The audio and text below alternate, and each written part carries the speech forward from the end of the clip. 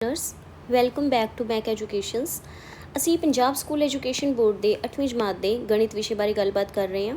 ਹੁਣ ਤੱਕ ਅਸੀਂ ਅਭਿਆਸ 7.7 ਤੱਕ ਕਰਕੇ ਆ ਚੁੱਕੇ ਹਾਂ। ਇਹ ਸਾਡੀ ਵੈਬਸਾਈਟ ਜਾਂ YouTube ਚੈਨਲ ਉੱਤੇ ਮੌਜੂਦ ਹੈ, ਤੁਸੀਂ ਜਾ ਕੇ ਦੇਖ ਸਕਦੇ ਹੋ। ਅੱਜ ਅਸੀਂ ਗੱਲ ਕਰਾਂਗੇ ਅਭਿਆਸ 7.8 ਦੀ। ਇਹ ਕਿਹਦੇ ਉੱਤੇ ਆਧਾਰਿਤ ਹੈ?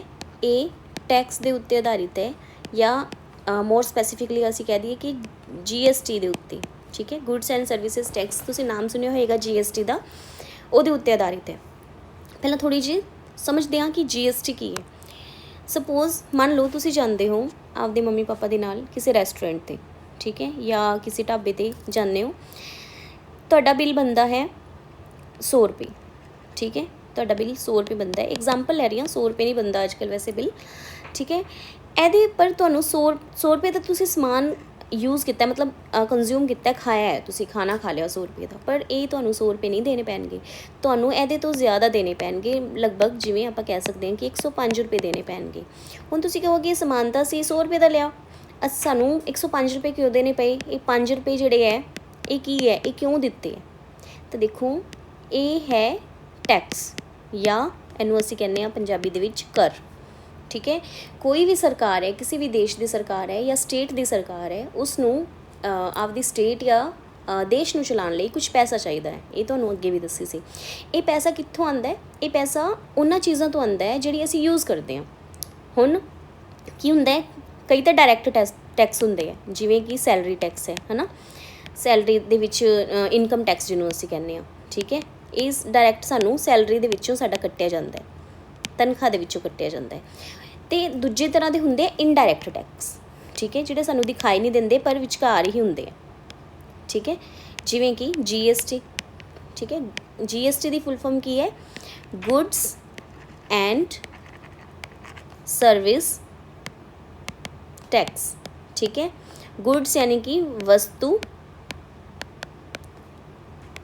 ਐਂਡ ਮਤਲਬ ਅਤੇ, ਸੇਵਾ, ਸਰਵਿਸਿਜ਼ ਮਤਲਬ ਸੇਵਾ, ਟੈਕਸ ਮਾਨੇ ਕਰ, ਵਸਤੂ ਅਤੇ ਸੇਵਾ ਕਰ। ਠੀਕ ਹੈ, ਪਹਿਲਾਂ ਕੀ ਹੁੰਦਾ ਸੀ, ਅੱਜ ਤੋਂ ਕੁਝ ਸਾਲ ਪਹਿਲਾਂ, ਕਿ ਸਾਨੂੰ ਹਰੇਕ ਚੀਜ਼ ਦੇ ਉੱਤੇ ਟੈਕਸ ਮਤਲਬ ਅਲੱਗ-ਅਲੱਗ ਡਿਪਾਰਟਮੈਂਟ ਸੀਗੇ ਟੈਕਸ ਦੇ, ਜਿਵੇਂ ਆਬਕਾਰੀ ਡਿਪਾਰਟਮੈਂਟ ਸੀ। ਠੀਕ ਹੈ, ਵੈਟ ਸੀ। ਠੀਕ ਹੈ, ਵੈਟ ਇਹ ਅਲੱਗ ਤਰ੍ਹਾਂ ਦਾ ਟੈਕਸ ਸੀ, ਜਾਂ ਵਿਕਰੀ ਕਰ ਹੁੰਦਾ ਸੀ। ਠੀਕ ਹੈ, ਇਹ ਬਹੁਤ ਤਰ੍ਹਾਂ ਦੇ ਟੈਕਸ ਹੁੰਦੇ ਸੀ। ਪਰ ਹੁਣ ਇਹਨਾਂ ਸਾਰੇ ਟੈਕਸਿਸ ਨੂੰ ਮਿਲਾ ਕੇ ਇੱਕੋ ਟੈਕਸ ਬਣਾਤਾ, ਯਾਨੀ ਕਿ ਇੱਕੋ ਕਰ ਬਣਾਤਾ, ਜਿਸ ਨੂੰ ਅਸੀਂ GST ਕਹਿੰਦੇ ਹਾਂ। ਠੀਕ ਹੈ, ਜਿਸ ਨੂੰ ਅਸੀਂ GST ਕਹਿੰਦੇ ਹਾਂ। ਹੁਣ GST ਬਾਰੇ ਕੁਛ ਇੱਕ ਗੱਲਾਂ ਨੇ ਇੰਟਰਸਟਿੰਗ, ਤੁਹਾਨੂੰ ਪਤਾ ਹੋਣੀ ਚਾਹੀਦੀ ਹੈ ਕਿ GST ਹੁਣ ਐਵੇਂ ਤਾਂ ਹੈ ਨਹੀਂ ਕਿ ਕਿਸੇ ਨੇ, ਇੱਕ ਬੰਦੇ ਨੇ ਕਹਿ ਤਾ ਵੀ GST ਲਗਾ ਦਿਓ ਜੀ, ਪਿਛਲਾ ਟੈਕਸ ਹਟਾ ਦਿਓ, ਅਤੇ ਉਹ ਹਟ ਗਿਆ ਅਤੇ ਨਵਾਂ ਟੈਕਸ GST ਸ਼ੁਰੂ ਹੋ ਗਿਆ। ਨਹੀਂ, ਇਹ ਕੋਈ ਨਾ ਕੋਈ ਬਿੱਲ ਹੁੰਦਾ, ਕੋਈ ਨਾ ਕੋਈ ਸੋਧ ਹੁੰਦੀ ਹੈ ਸਰਕਾਰ ਵੱਲੋਂ ਸੰਵਿਧਾਨ ਦੇ ਵਿੱਚ। ਠੀਕ ਹੈ, ਸੰਵਿਧਾਨ ਦੇ ਵਿੱਚ ਸੋਧ ਹੁੰਦੀ ਹੈ।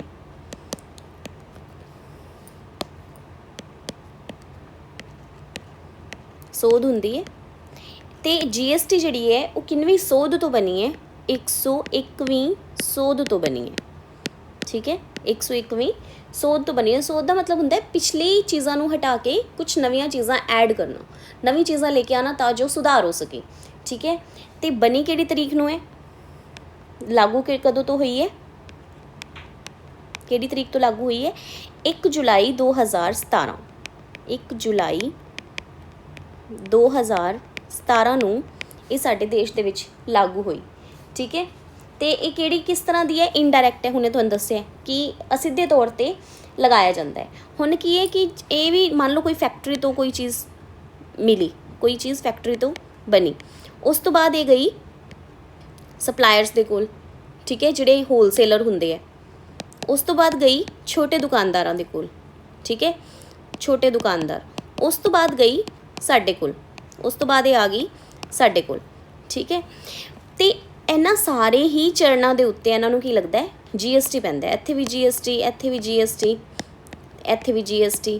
ਠੀਕ ਹੈ, ਆਪਾਂ ਦਿੱਤਾ, ਪਰ ਇਹ ਸਾਰਾ ਦਾ ਸਾਰਾ GST ਜਿਹੜਾ ਵਾਪਿਸ ਹੋ ਜਾਂਦਾ ਇਹਨਾਂ ਨੂੰ ਇਨਡਾਇਰੈਕਟ ਤਰੀਕੇ ਨਾਲ। ਪਰ ਜਿਹੜਾ ਵਾਪਿਸ ਨਹੀਂ ਹੁੰਦਾ ਉਹ ਕਿਹੜਾ ਹੈ?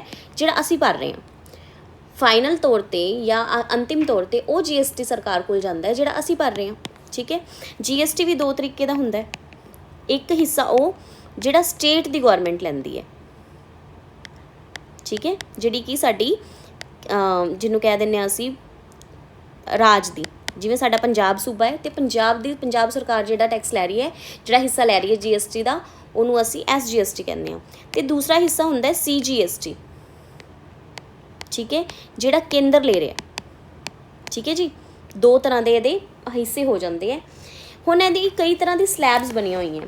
SGST ਦੀ ਵੀ 5 ਤਰ੍ਹਾਂ ਦੀ ਸਲੈਬਸ ਹੈ। ਸਲੈਬਸ ਦਾ ਮਤਲਬ ਹੁੰਦਾ ਹੈ ਤਰੀਕੇ, ਪਰਸੈਂਟੇਜ, ਜਿਹੜੇ ਪਰਸੈਂਟੇਜ ਦੇ ਨਾਲ ਇਹ ਲਈ ਜਾਂਦੀ ਹੈ, ਜਿਵੇਂ ਕਿ 0%, ਠੀਕ ਹੈ, ਉਸ ਤੋਂ ਬਾਅਦ 5%, ਉਸ ਤੋਂ ਬਾਅਦ ਆ ਗਈ ਆਪਣੇ 12%, ਫਿਰ ਆ ਗਈ 18% ਤੇ ਐਂਡ ਤੇ 28%। ਕਿੰਨੀਆਂ ਤਰ੍ਹਾਂ ਦੀ ਸਲੈਬਸ ਹੈ? 5 ਤਰ੍ਹਾਂ ਦੀ ਸਲੈਬ ਹੈ। ਠੀਕ ਹੈ, 5 ਸਲੈਬਸ ਹੈ ਜਿਹਦੇ ਵਿੱਚ ਲਿਆ ਜਾਂਦਾ ਹੈ। ਠੀਕ ਹੈ, ਇਸ ਤੋਂ ਇਲਾਵਾ ਹਜੇ ਤੱਕ ਕੋਈ ਸਲੈਬ ਨਹੀਂ ਬਣੀ ਹੈ। ਠੀਕ ਹੈ, ਤਾਂ ਉਮੀਦ ਹੈ ਤੁਹਾਨੂੰ ਇੰਨੀ ਕੁ ਸਮਝ ਆ ਗਈ ਹੋਏਗੀ। ਆਪਾਂ ਕੁਐਸਚਨ ਕਰਦੇ ਹਾਂ, ਕਿਉਂਕਿ ਇਸ ਐਕਸਰਸਾਈਜ਼ ਦੇ ਵਿੱਚ ਸਿਰਫ MCQs ਹੀ ਹੈ। ਆਓ ਵੇਖੀਏ। ਤਾਂ ਜਿਹੜਾ ਪਹਿਲਾ ਕੁਐਸਚਨ ਦੇਖੋ, GST ਦਾ ਅਰਥ ਕੀ ਹੈ? ਹੁਣੇ ਤੁਹਾਨੂੰ ਦੱਸਿਆ ਸੀ, ਵਸਤੂ ਅਤੇ ਸੇਵਾ ਕਰ। GST ਗੁੱਡਸ यानी कि वस्तु, S माने कि सर्विसेज यानी कि जिमें कि टीचिंग है, हैल्थ सैक्टर है।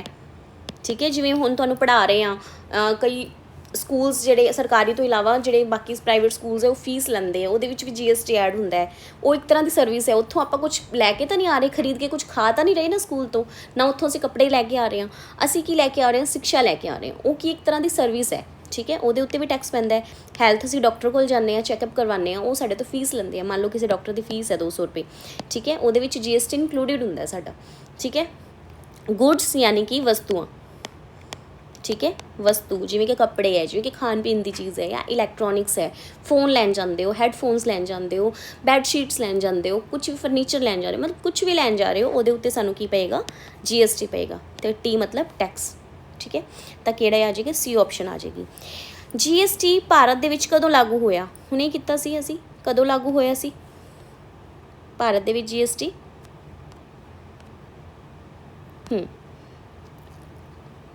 1 जुलाई 2017।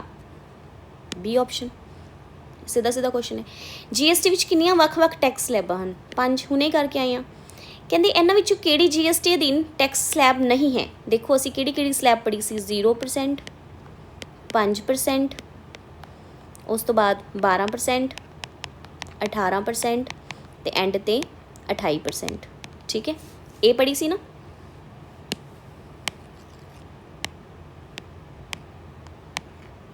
ठीक है, तो केड़ी नहीं है? 0 तो है, 6 भी है, 0 तो है, 5 भी है, 12 भी है, केड़ी नहीं है? 6 नहीं है। तो 6 ऑप्शन आ जाएगी। उन्होंने पूछी सी केड़ी नहीं है। ठीक है, 5वां क्वेश्चन है, संविधान में केड़ी सोध GST नाल संबंधित है? किनवीं सोध है GST नाल संबंधित? 101वीं सोध। हुणे आपां करके आए हैं कि 101वीं सोध GST नाल संबंधित है। GST अधीन हेठ लिखियां विच किस ते कर लगदा है? देखो एक गल होर है कि भोजन ते सानू टैक्स देना पैंदा है।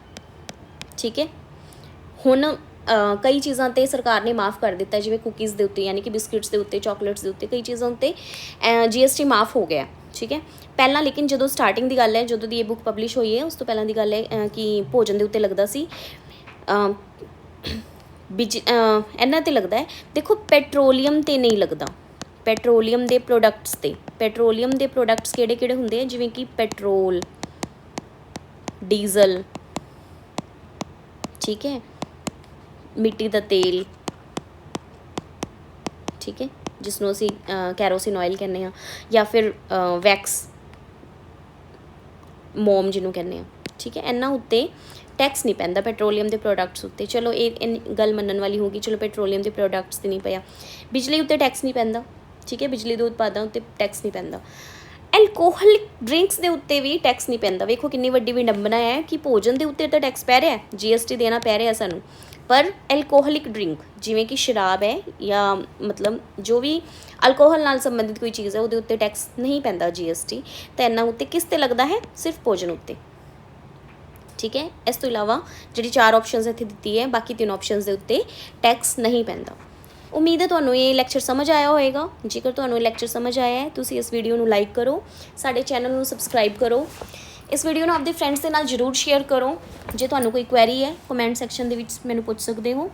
Thank you so much.